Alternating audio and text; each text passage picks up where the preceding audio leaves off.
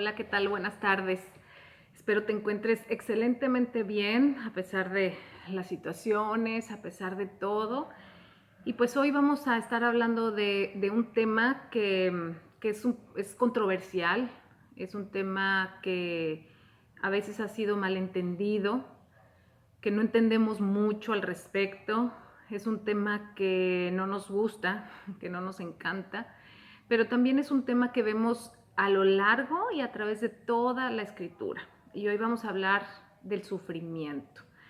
¿Cómo es mi reacción ante, ante estas situaciones que se me van presentando donde yo sufro?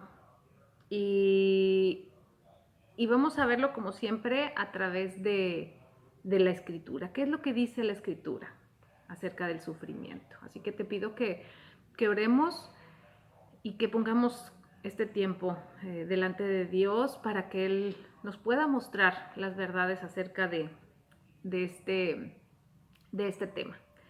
Señor, pues muchas gracias por la oportunidad que nos das como cada martes estar aquí reunidas a través de estos medios, de poder abrir y disponer nuestro corazón para conocer más acerca de, de temas quizás básicos, de temas del día a día, Señor, pero es una forma de conocerte, de crecer, de ver tu punto de vista, y te pedimos el día de hoy que podamos estar entendidas, que podamos abrir nuestros oídos, nuestra mente, nuestro corazón, todo nuestro ser a lo que tú tienes que hablarnos, Señor. Gracias te damos por tu espíritu y que sea Él quien nos guíe, a mí principalmente y a todas las que escucharemos, a las que escucharán esta enseñanza. Gracias, Señor, en el nombre de Jesús. Y bueno, como te comento, vamos a hablar del sufrimiento. Y bueno, ¿qué es lo que pasa? ¿Qué es lo que sucede? ¿Cuándo empieza? ¿Cuándo entra el sufrimiento a la escena de la historia de la humanidad? Y podemos ver que es desde Génesis 3. Dios creó todas las cosas, las creó perfectas, las creó con un funcionamiento perfecto. Podemos ver ahí en Génesis cuando Dios va creando las cosas, dice, y Dios vio que era bueno, y Dios vio que era bueno. Y Dios creó todas las cosas de manera perfecta, la creación funcionaba de manera perfecta, el ser humano, los cuerpos de Adán y Eva funcionaban perfectamente, la relación del ser humano con Dios era perfecta, todo era creado de esa manera. Dios creó el mundo de esa manera para funcionar de una manera perfecta. Pero en Génesis 3 vemos que cuando Adán y Eva deciden desobedecer o entra esta rebeldía en el corazón humano hacia Dios y desobedecen el primer mandamiento, el único mandamiento de hecho hasta ese momento que Dios les había dado. Pero algo muy importante es que la escritura menciona que cuando el pecado entró en el mundo, junto con el pecado entró la muerte. Y nosotros podemos pensar que está hablando de la muerte como esa culminación en la vida de toda persona. Unos nos iremos antes, otros después, pero invariablemente todos llegaremos a esa culminación, todos moriremos. Y aunque de alguna manera está hablando también de esa muerte física, está hablando también acerca que con esa muerte, cuando entra el pecado y entra la muerte en el mundo, entra la corrupción. Como te comento, todas las cosas funcionaban perfectamente, pero entra la corrupción. Y bueno, cuando nosotros escuchamos corrupción, pues nuestra mente puede también tender a esa parte de la corrupción que existe hoy en la política, ¿no? Pero, ¿qué es la corrupción? La corrupción, de acuerdo al diccionario de la lengua española, corrupción significa acción y efecto de corromper. Y bueno, ahí probablemente me quedo en las mismas. Y entonces tendríamos que ver qué es corromper. Y el verbo corromper, por su parte, significa alterar y trastocar la forma de algo. O también lo podríamos definir como echar a perder, depravar, dañar o pudrir. Entonces entendemos que la muerte no solamente es ese término en nuestra vida física, sino también es, como dice aquí, es alterar y trastocar la forma de algo. Dice la Escritura que la creación, toda la creación inclusive, quedó sujeta al juicio de Dios, al igual que nosotros. Y entonces, cuando entra el pecado, entra la muerte. Y entonces las cosas no funcionan como deberían de funcionar, como Dios las había creado en un principio.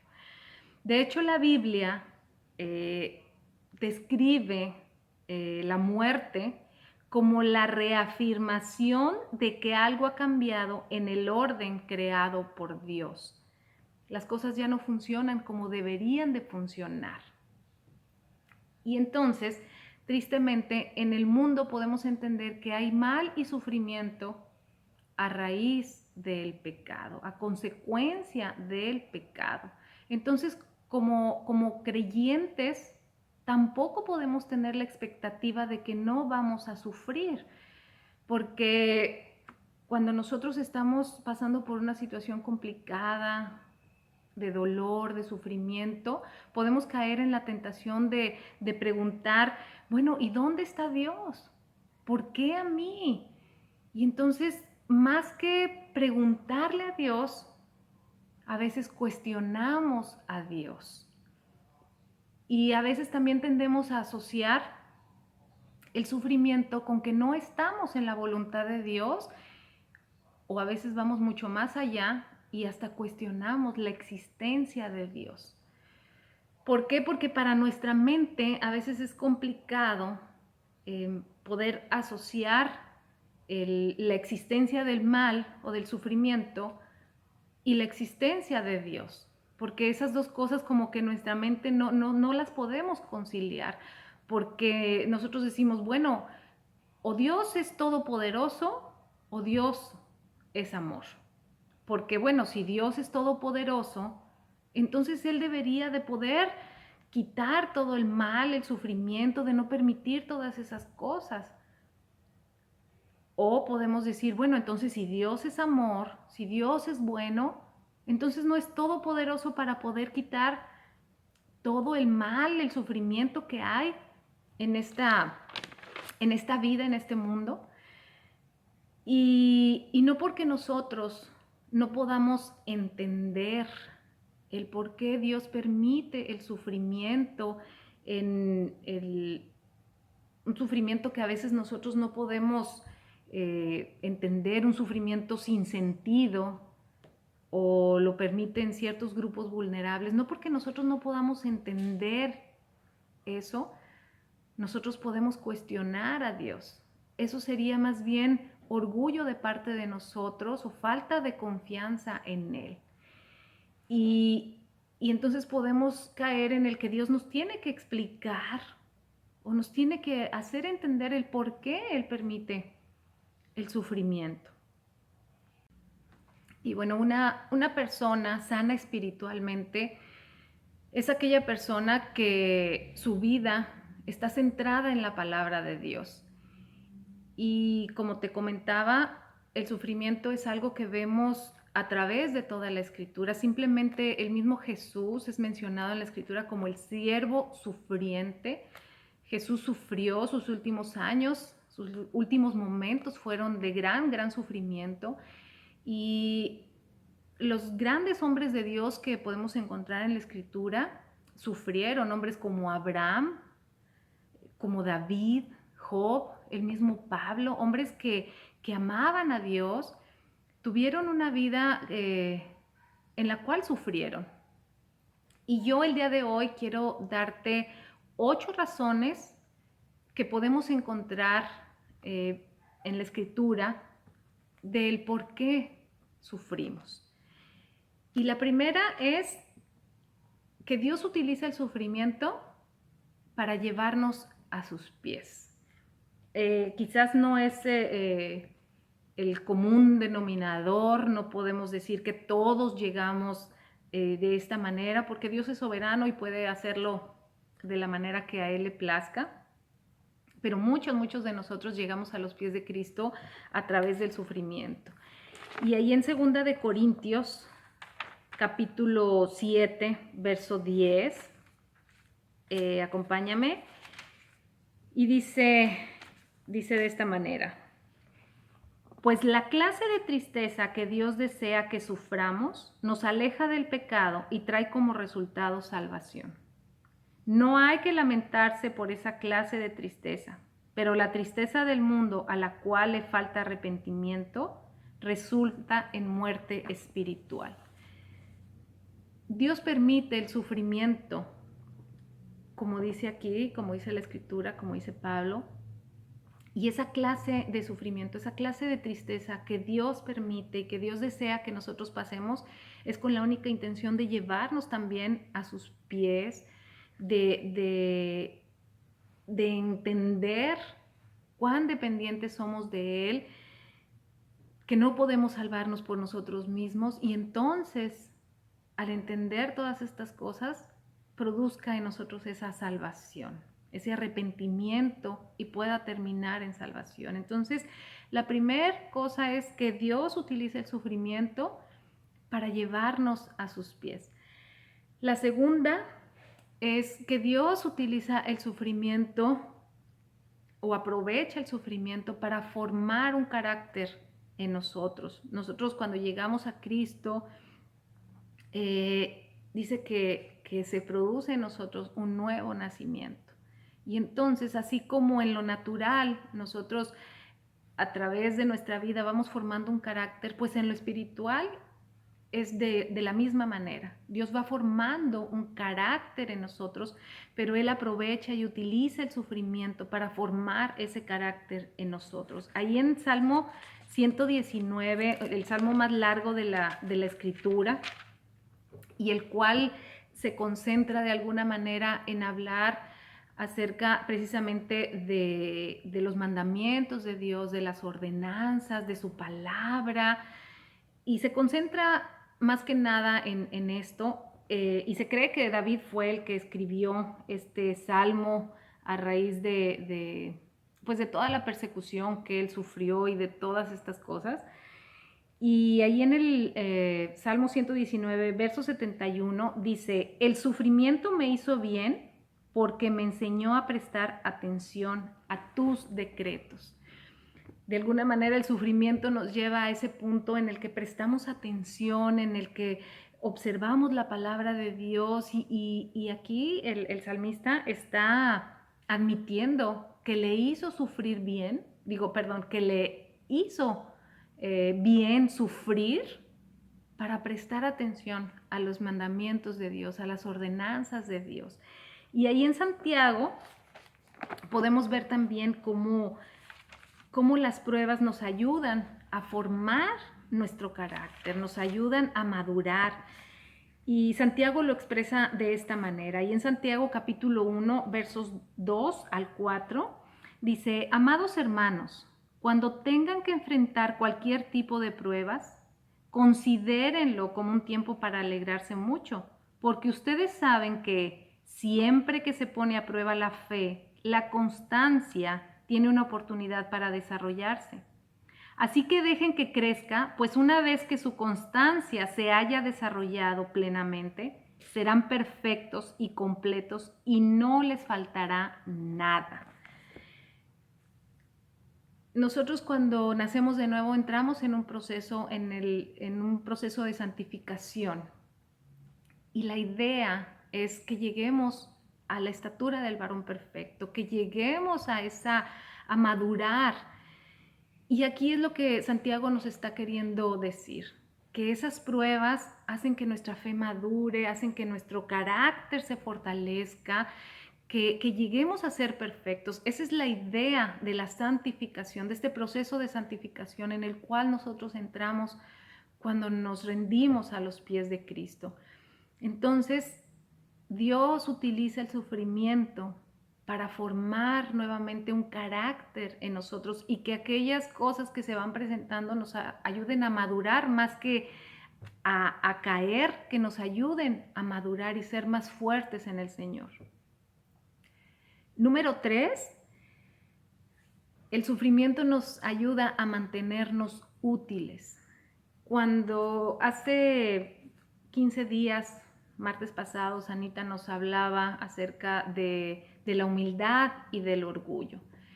Bueno, pues cuando nosotros nos volvemos orgullosos, Dios de alguna manera no nos puede utilizar. ¿Por qué? Porque entonces pensamos que es nuestras fuerzas, que son nuestras capacidades.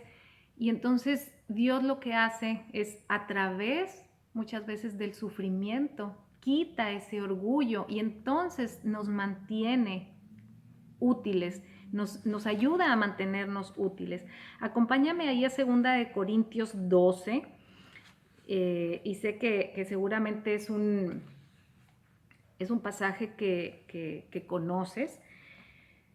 Y Pablo aquí en el capítulo 12 de 2 Corintios, él está comentando acerca de que Dios lo llevó al tercer cielo, que le mostró cosas maravillosas y entonces él expresa que él podría jactarse de todo esto, pero ahí en el verso 5, vamos a leer del verso 5 al verso 10, y dice, de esa experiencia vale la pena jactarse, pero no voy a hacerlo.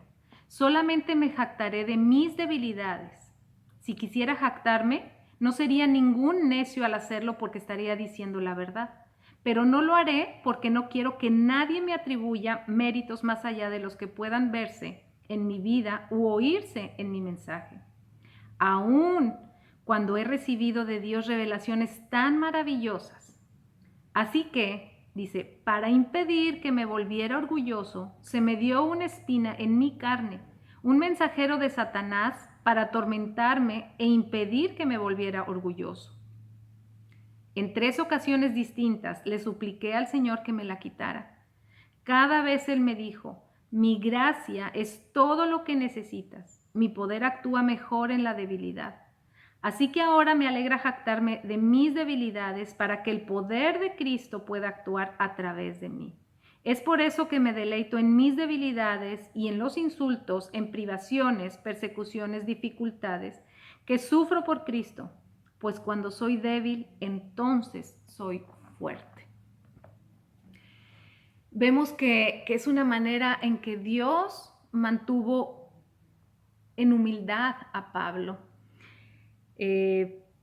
Vemos a un Pablo que amaba a Dios, que dio inclusive su vida, su tiempo por compartir el evangelio. Dios lo llevó al tercer cielo, le mostró cosas maravillosas y él decía, yo podría jactarme de muchas cosas, pero dice, Dios me mandó esta espina en mi carne que no sabemos realmente qué es exactamente lo que sucedía en el cuerpo de Pablo, pero dice, eso es con el fin de que Dios me mantiene humilde.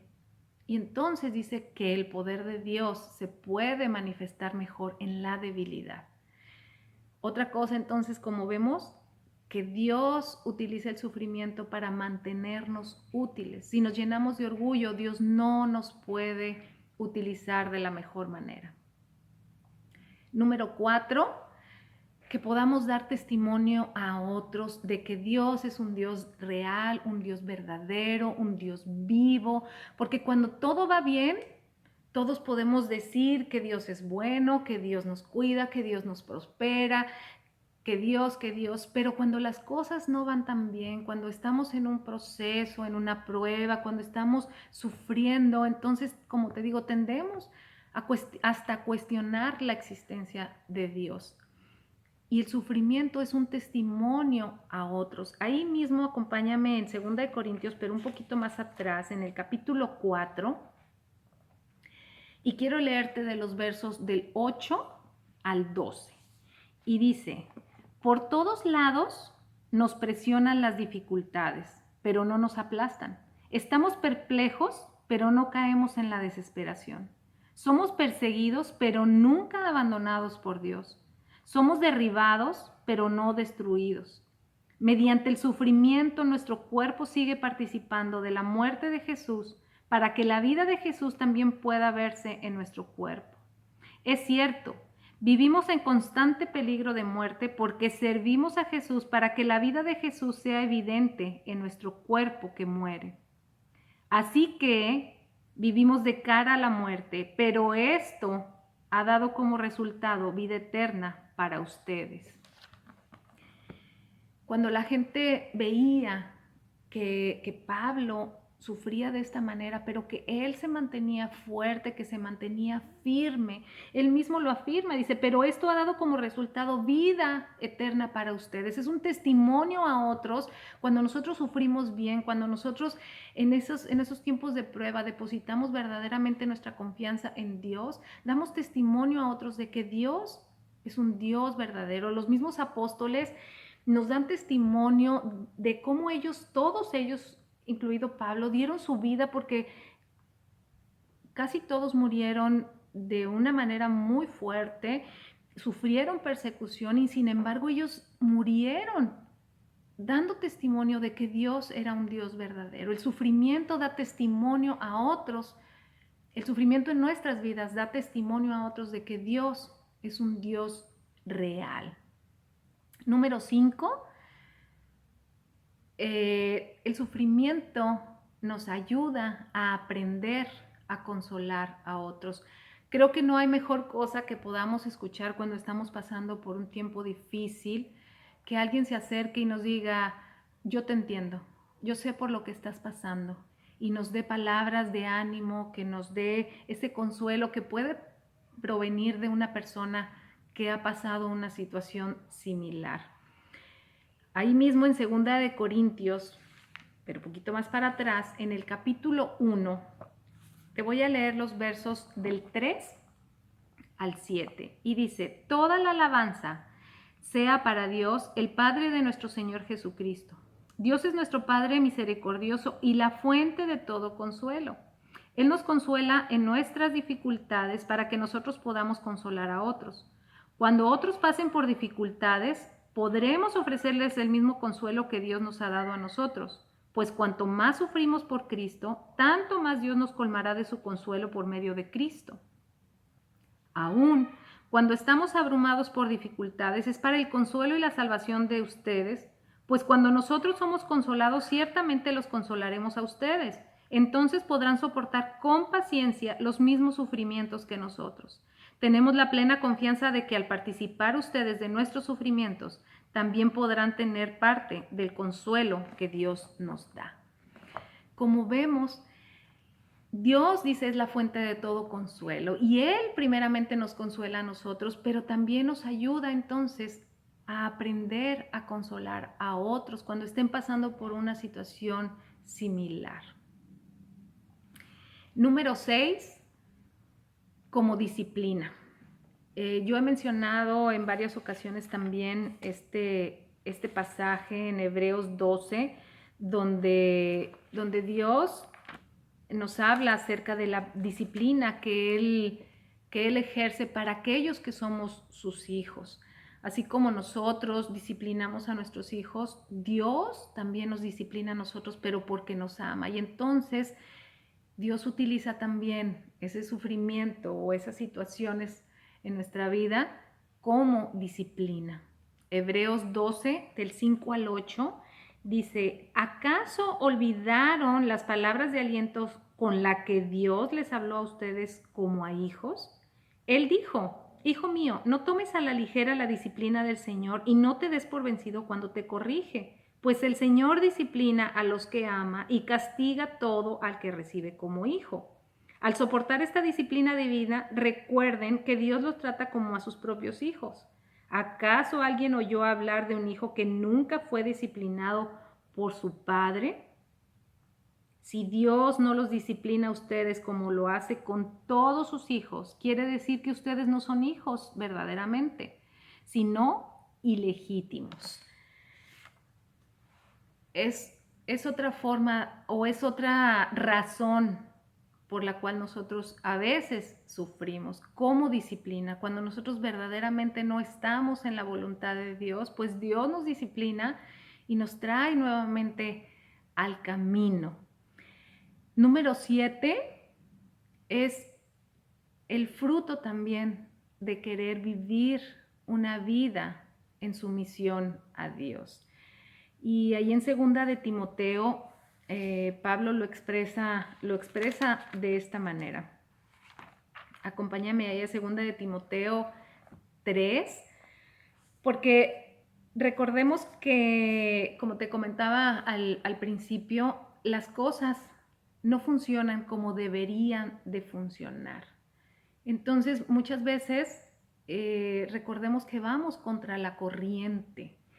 El mismo Jesús dijo, si me odian a mí, pues los van a odiar a ustedes. Yo he sido perseguido, ustedes van a ser perseguidos. Entonces, también el sufrimiento es el fruto de vivir una vida sometida a Dios. ¿Por qué? Porque, como te digo, las cosas no funcionan como deberían de funcionar. Todo está teñido por el pecado, por la muerte, por la descomposición, por la corrupción en la cual estamos viviendo.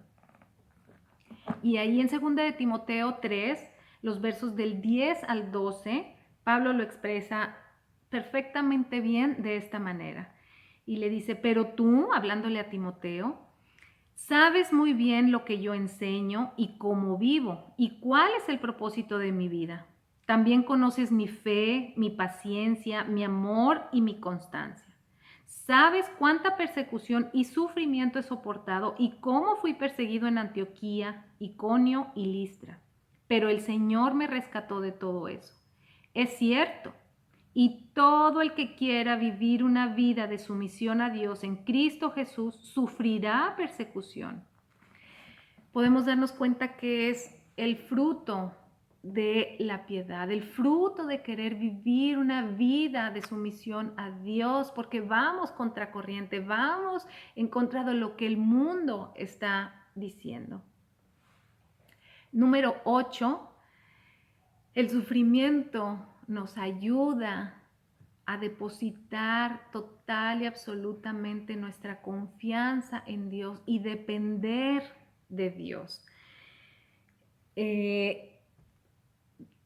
Ciertamente por nuestro orgullo siempre vamos a querer hacer las cosas a nuestra manera, en nuestras fuerzas, en nuestro conocimiento, en lo que yo sé, en lo que yo puedo.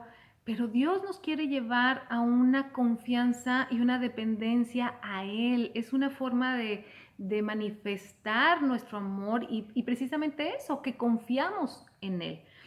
Acompáñame ahí a 2 de Corintios, capítulo 1, ahí mismo donde leímos ahorita, en 2 de Corintios, capítulo 1.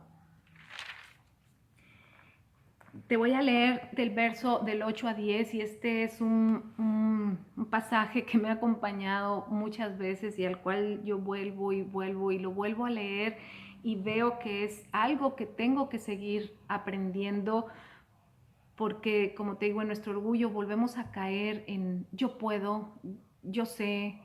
Y fíjate cómo dice, te voy a leer 2 de Corintios 1, versos del 8 al 10. Y dice, amados hermanos, dice Pablo, pensamos que tienen que estar al tanto de las dificultades que hemos atravesado en la provincia de Asia. Dice, fuimos oprimidos y agobiados más allá de nuestra capacidad de aguantar y hasta pensamos que no saldríamos con vida. De hecho, esperábamos morir, pero como resultado dejamos de confiar en nosotros mismos y aprendimos a confiar solo en Dios, quien resucita a los muertos. Efectivamente, Él nos rescató del peligro mortal y volverá a hacerlo de nuevo. Hemos depositado nuestra confianza en Dios y Él seguirá rescatándonos. El sufrimiento nos ayuda y nos lleva a aprender a confiar y depender totalmente de Dios. Y número 9, el sufrimiento nos lleva a conocer mejor a Dios. Dice la Escritura que en Jeremías que si de algo nos debemos de jactar, dice Dios, es que me entiende y me conoce. Y el sufrimiento nos ayuda y nos lleva, o Dios lo utiliza también para llevarnos a conocerle mejor. Y el claro ejemplo de esto es Job, este hombre que ahí en Job capítulo 1, verso 1, es descrito de esta manera. Dice, había un hombre llamado Job que vivía en la tierra de Uz. Dice, era un hombre intachable, de absoluta integridad, que tenía temor de Dios y se mantenía apartado del mal. Job es descrito de esta manera, era un hombre intachable, que se mantenía apartado del mal, pero como te digo, Dios, más que querer que seamos buenas personas, claro que Él quiere que obedezcamos sus mandamientos y que nos mantengamos en su voluntad, pero Dios quiere, más allá que eso, quiere que le conozcamos. Y era el caso de Job. Job, como te digo, es descrito de esta manera. Y tú conoces la Escritura, bueno, espero que conozcas la historia de Job. Job pierde a su familia, bueno, pierde a sus hijos, 10 hijos el mismo día, y de verdad yo no puedo ni siquiera imaginarme el dolor, el sufrimiento, es algo como que mi mente no me puede dar. Y el mismo día, él pierde, también era un hombre próspero, y él pierde todos sus bienes. Y hasta ahí como que las cosas parecían ir bien, porque Job, las palabras de Job son, bueno, Jehová dio, Jehová quitó, y él está como bien hasta ahí, ¿no? Está sufriendo bien.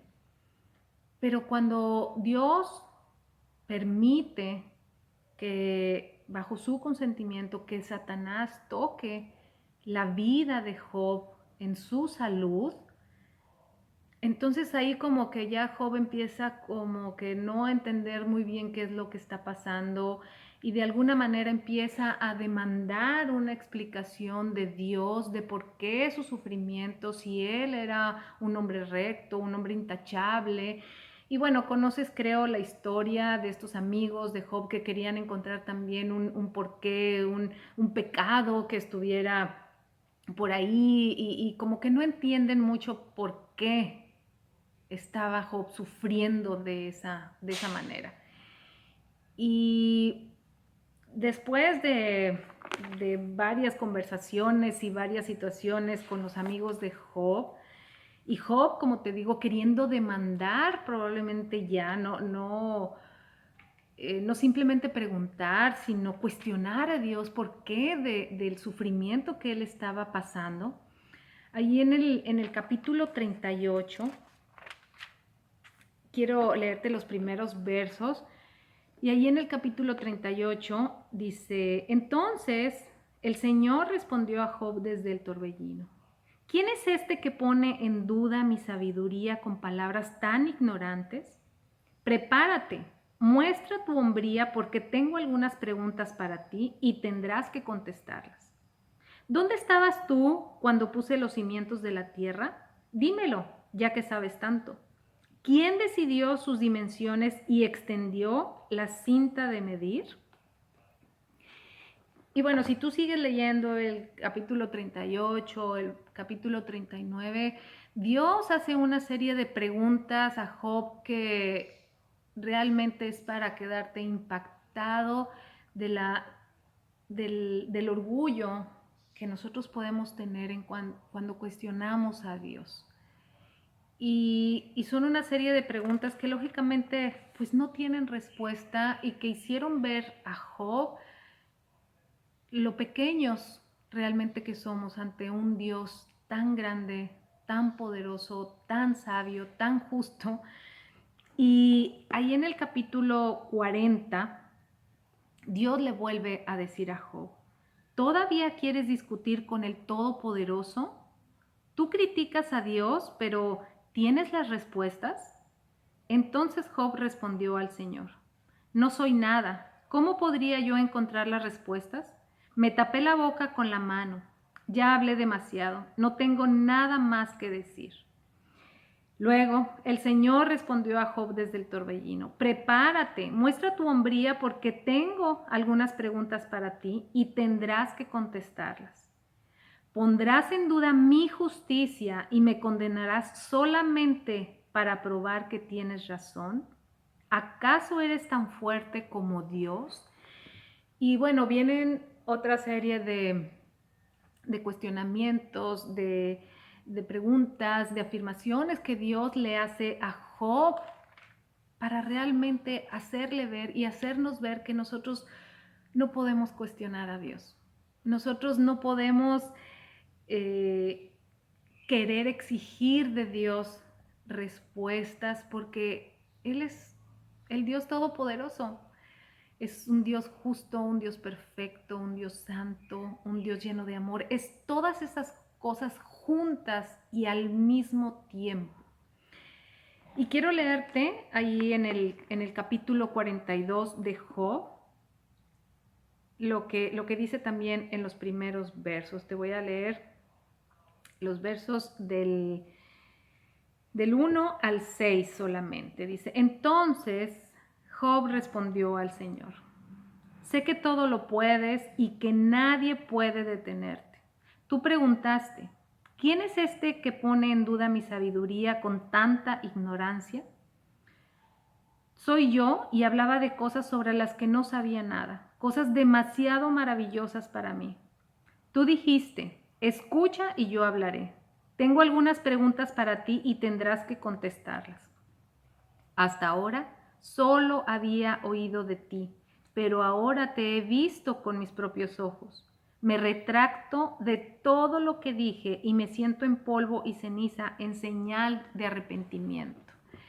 El sufrimiento Dios también lo utiliza y lo utilizó, como vemos aquí en el libro de Job, para que Job realmente lo llegara a conocer, para que Job realmente llegara a tener ese conocimiento de Dios, tener un acercamiento más firme con Él. Realmente Job nunca obtuvo una respuesta de parte de Dios de por qué Él había permitido ese sufrimiento en su vida, pero nosotros podemos deducir quizá que era con ese fin, para que Job de verdad, más que ser un hombre apartado del mal, justo, intachable, que realmente Job conociera a Dios. Y bueno, como vemos, el sufrimiento pues no es un tema que nos deba de extrañar. De hecho, dice en Primera de Pedro 4:12, ¿no? Dice: queridos hermanos, no se extrañen cuando están atravesando por diferentes pruebas, que no sea algo que nos sorprenda ni que nos extrañe. Y hay una esperanza, como te digo, hay una esperanza siempre en la Escritura. Dios tiene esa manera de tratarnos como sus hijos, como lo vimos en su disciplina, pero siempre hay una esperanza. Vimos que todo está ahorita, pues, con la corrupción que hay en el mundo, está distorsionado, está funcionando de una manera la cual no es la adecuada, y como vimos, hasta la misma creación quedó sujeta a ese juicio de parte de Dios, pero hay una esperanza. Y quiero leerte ahí en Romanos 8, y te voy a leer los versos del 17 al 25, y con esto voy a terminar para que centremos toda nuestra fe, nuestra esperanza en estas palabras que te voy a leer, porque todos hemos atravesado y vamos a atravesar por pruebas, por sufrimiento, por dolor, por angustia, porque estamos en un mundo donde el pecado entró y junto con él entró la muerte, la descomposición, la corrupción. Pero hay esperanza. Romanos 8, del 17 al 25, dice así: así que, como somos sus hijos, también somos sus herederos. De hecho, somos herederos junto con Cristo de la gloria de Dios. Pero si vamos a participar de su gloria, también debemos participar de su sufrimiento. Sin embargo, lo que ahora sufrimos no es nada comparado con la gloria que Él nos revelará más adelante. Pues toda la creación espera con anhelo el día futuro en que Dios revelará quiénes son verdaderamente sus hijos. Contra su propia voluntad, toda la creación quedó sujeta a la maldición de Dios. Sin embargo, con gran esperanza, la creación espera el día en que será liberada de la muerte y la descomposición y se unirá a la gloria de los hijos de Dios. Pues sabemos que hasta el día de hoy toda la creación gime de angustia como si tuviera dolores de parto. Y los creyentes también gemimos, aunque tenemos el Espíritu Santo en nosotros como una muestra anticipada de la gloria futura. Porque anhelamos que nuestro cuerpo sea liberado del pecado y el sufrimiento. Nosotros también deseamos con una esperanza ferviente que llegue el día en que Dios nos dé todos nuestros derechos como sus hijos adoptivos, incluido el nuevo cuerpo que nos prometió. Recibimos esa esperanza cuando fuimos salvos. Si uno ya tiene algo, no necesita esperarlo. Pero si deseamos algo que todavía no tenemos, debemos esperar con paciencia y confianza. Y pues como vemos, nuestra esperanza está en que un día Dios va a regresar, Jesús va a regresar en gloria para restaurar todas las cosas y ponerlas a funcionar de manera correcta como en un principio. Pero nosotros debemos aguardar con confianza, con paciencia mientras estemos aquí. El sufrimiento es parte de esta vida, de este mundo a causa del pecado y de la muerte que están todavía aquí. Así que, pues te animo a que si estás pasando por una situación difícil, una situación complicada, que no desmayes, que te mantengas firme, que aprendas a de verdad depositar tu confianza total y absolutamente en Dios, que te aferres a sus promesas y que esperemos juntas y confiadamente ese día en que estaremos delante de Dios y del Cordero y que tendremos una vida para adorarle y alabarle por la eternidad. Te mando mis bendiciones, te mando un abrazo y que Dios te bendiga enormemente. Hasta el próximo martes.